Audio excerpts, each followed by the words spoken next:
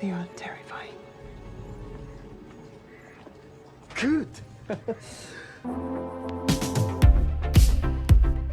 Hey, welcome back to ScreenCrush. I'm Ryan Airy, and this is all of the Easter eggs, references, and little things you might have missed in episode 6 of Monarch, Legacy of Monsters. This episode was so satisfying. What a great way to open the second half of the season. We finally know the stakes, but there's also still so much mystery. So let's go ahead and break this baby down. Let's go, let's go, let's go, let's go, let's go! For the first time, we go to the opening titles right away, so I knew this episode would be a tonal shift. Now, we're not going to go shot by shot here, but if you want that breakdown, it is in our very first video. We cut to this jazzy music and a banner that reads American Defense Industry Federation, 1955 Summer Ball, Bali High. Now, Bali High was a song in the 1949 musical South Pacific. In the musical, it was a mystical paradise island, and it's basically giving the ball a tropical theme, but South Pacific challenged racial prejudice. The main character, Ensign Nellie Forbush, must overcome her own prejudice to be with the love of her life who has mixed-race children. Another character, Lieutenant Joe Cable, falls in love with a Polynesian woman but can't be with her because it will never be accepted in America. The musical caused a big controversy at the time because it proposed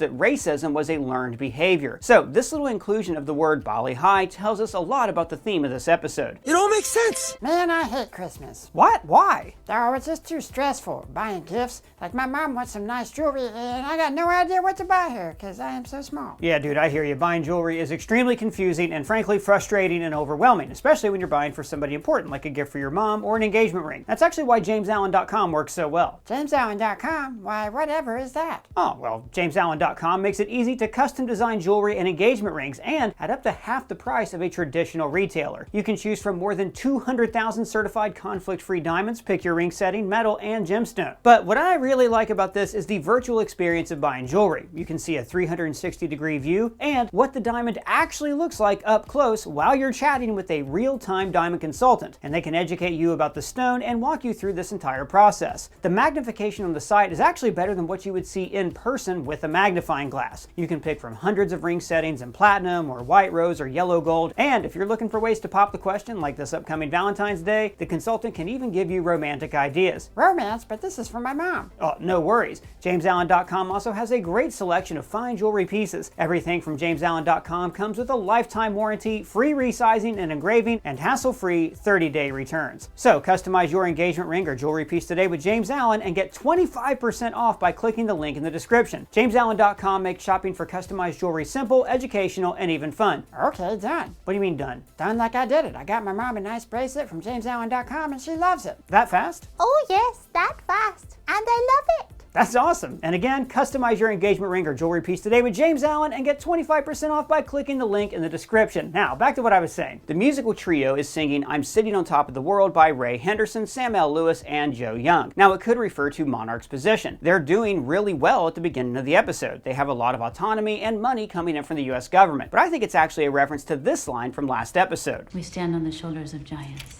We cut to Shaw and notice how he grimaces when he takes a sip of his drink. It's a subtle way to let us know that this is not going to be a good night. Keiko arrives and she is not happy to be there, saying, I'm expecting to impress men who can't remember my name and would just as soon shut us down as turn our work into weaponry. Now, it's important to remember that Keiko has to deal with two forms of prejudice, sexism and racism. She's the only person in Monarch with a doctorate, and yet she is taken the least seriously. Thank you, miss. Of course.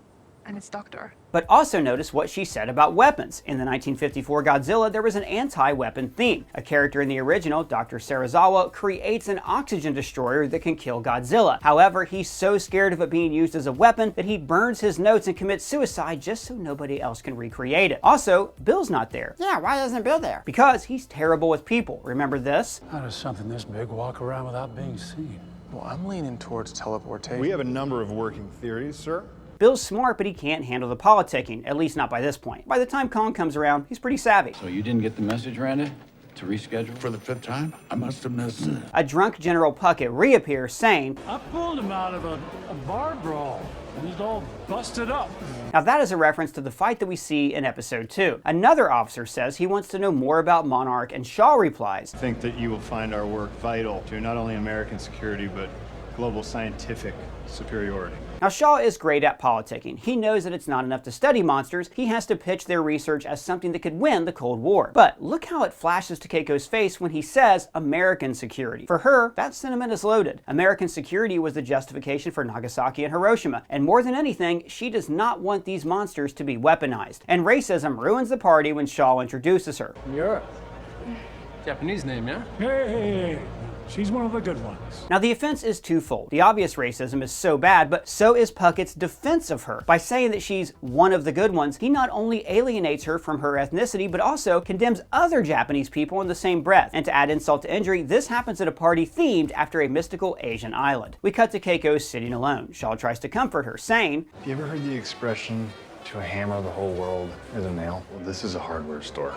Accidentally, he summed up the entire problem with Monarch being under the military. The military is only concerned with weapons and neutralizing threats, which inhibits Monarch from studying these monsters. She responds with the saying of her own. The nail that sticks up gets hammered down. It's a Japanese proverb often used to warn against being too different or conspicuous, but Keiko can't help standing out. There isn't even another person of color at the ball, let alone another Japanese woman. She is in an unwinnable situation, and that shows when they dance together. Immediately, other couples start looking at them. You have to remember that interracial relationships were not accepted at this time. In fact, it was illegal in many states. And according to a Gallup poll in 1958, 95% of white Americans did not approve of interracial relationships. This dance between Keiko and Shaw is the biggest affront to General Puckett. He can handle a female Japanese scientist if he thinks that she's helping them, but he cannot handle a white military man falling in love with her. We cut to 2015, Delta Junction, Alaska. Delta Junction is even farther away from our starting point of Utqiagvik, so Monarch was taking Shaw somewhere pretty remote, burying him deep, as Deputy Director Verduga said. I can bury you deep,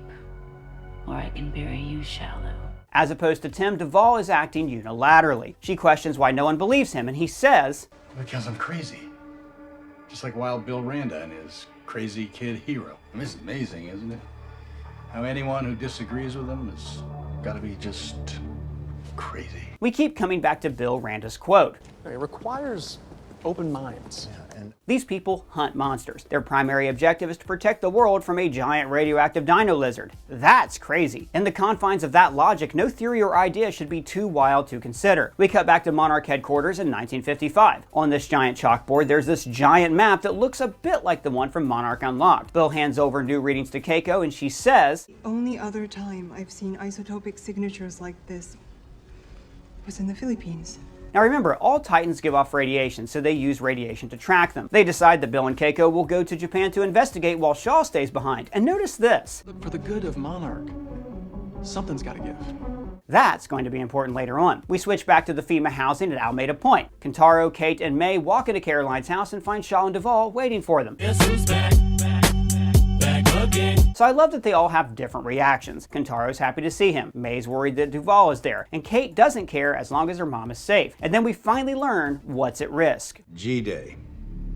Times 100. What could that be? Well, I think it relates to King of the Monsters. That whole movie was based around an eco-terrorist group releasing every Titan, but it got completely out of control when they released King Ghidorah, who usurped Godzilla as the Alpha. He started telling all the Titans to destroy the planet, and it wasn't until Godzilla became the Alpha Predator again that the other Titans retreated. So Godzilla, as destructive as he can be, is the safest Alpha Predator for Earth because he leaves humanity alone unless he's threatened. Later in the episode, Shaw says, I'm trying to help him. Now, if Monarch kills Godzilla, another, more aggressive Titan could emerge and wreak havoc on the planet. Maybe Hiroshi also knows this, and he keeps luring Godzilla to new places so Monarch can't find him. We cut to the ruins of San Francisco, and it's awesome to see them from this view. You can see exactly how the city was left untouched since Godzilla's retreat. Tim and Deputy Director Verduga retrace the trio's steps from Hiroshi's San Francisco office. She says, All right, Columbo, dazzle me. Who the heck is Columbo? Ah, see, you're too young for that. Actually, I am too. Columbo's from a 70s TV show. He's sort of like a backward Sherlock Holmes. Instead of being suave and super intelligent, he's more bumbling and awkward, but he always solves the case. The mold of your tooth is going to match exactly the bite mark on this piece of cheese, placing you at the scene of the crime. So, Tim works his Columbo magic, and we find out that Hiroshi was working with satellites, just not in the way his kids thought. He kept retargeting deep space satellites to look at things they weren't supposed to. Gamma rays. Remember, Barnes only picked up the radiation because she had an antique technology, which means that no one in Monarch is even looking for gamma radiation. Hiroshi discovered how to detect Titans from afar and no one listened to him. Tim draws out the map and mentions a few key Titan locations. He mentions Outpost 47, which is Barnes' location in Utah, and he also says, like Hiroshi recorded 3 more gamma ray surges. Here, in Central Asia, and what would that be? Vietnam, Cambodia?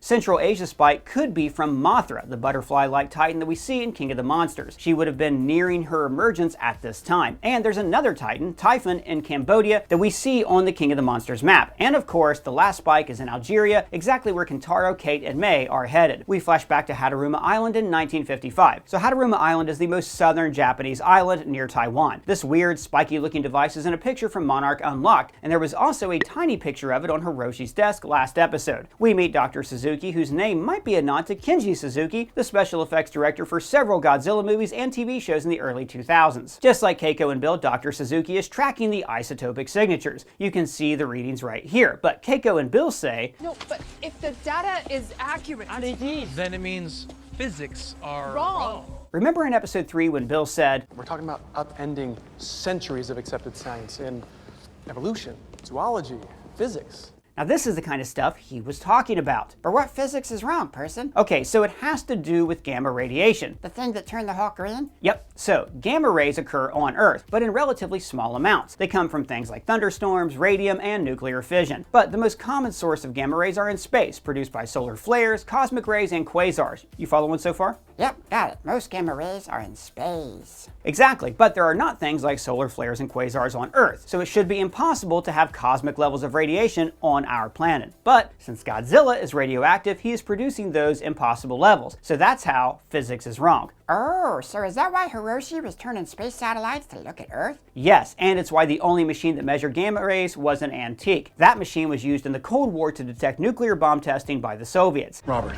they just fired the starting gun. And then we finally find out what the spiky machine is.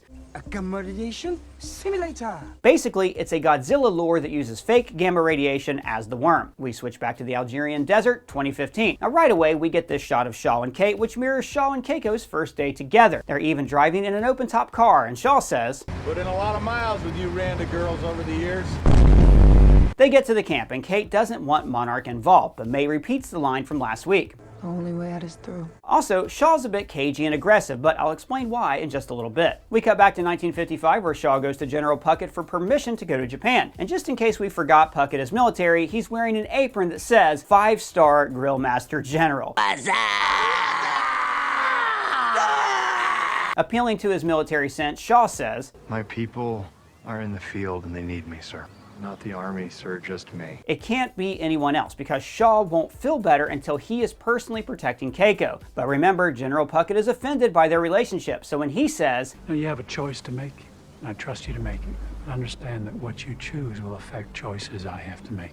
he's really telling him to choose Keiko or his career. We jump forward to Algeria 2015, and finally, we see Hiroshi. He's alive and well, and look at this little machine. It's a little less spiky version of the gamma ray simulator that Dr. Suzuki made. And he starts telling them to run because he's just put out the lure for Godzilla. Oh, I thought it was because his secret children were together. Yeah, I bet he wasn't happy about that either. Back in 1995, we see the gamma ray simulator sitting on a boat in the middle of the lake, and I really love how homemade this thing looks. It's like Dr. Suzuki really just pulled down an old television antenna. And from the viewing point, Dr. Suzuki asks Keiko if she's ever seen a Titan. When she says they're terrifying, he says, Good.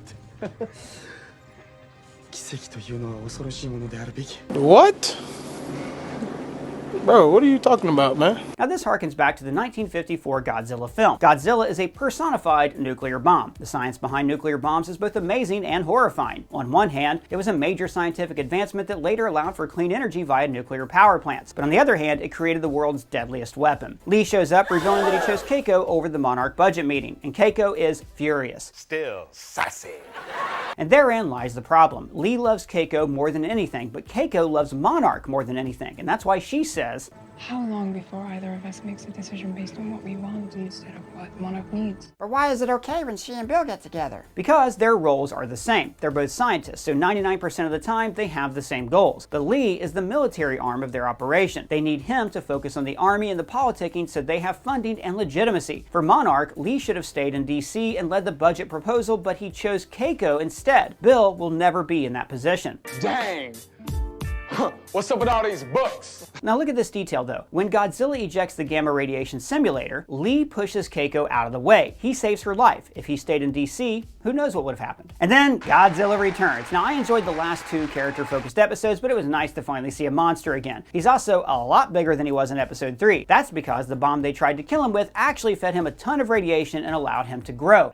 Hey, smooth move. Also, look how happy Keiko is. Aww. It's heartwarming after how devastated she was when he died. We flash forward to Algeria 2015 where Monarch helicopters arrived. Now I know this isn't the same Titan, but this Godzilla emergence really reminded me of the Methuselah, the German Titan and King of the Monsters. Methuselah blended into his surroundings and basically looked like a giant mountain, just like Godzilla does here. Then we get this shot with Kate looking at Godzilla's massive head. It's almost a perfect match with this shot of Dr. Serizawa and King of the Monsters. Remember, Dr. Serizawa saved Godzilla then, so I wonder if this is foreshadowing and Kate's going to do the same. Also, this takedown of these helicopters has to be a nod to the iconic Kong scene. Person, why is Godzilla in the desert? I thought he was a water creature. Well, he is, but if you look at Hiroshi, he's actually next to this water source. Also, Godzilla travels via underwater tunnels, and some of them might lead where you might not expect. For example, one of these tunnels lead to the Loch Ness Lake where the Titan Leviathan lives. It's possible that these tunnels also lead to the water source, and that is why Godzilla is in the desert. We flash back to 1955 where the trio is arguing over whether or not they should tell Puckett. Lee says, The most powerful weapon this country has ever created could not bring that thing down, so we can't keep that to ourselves. Now this is a reference to the 1954 Godzilla, when Yamane says,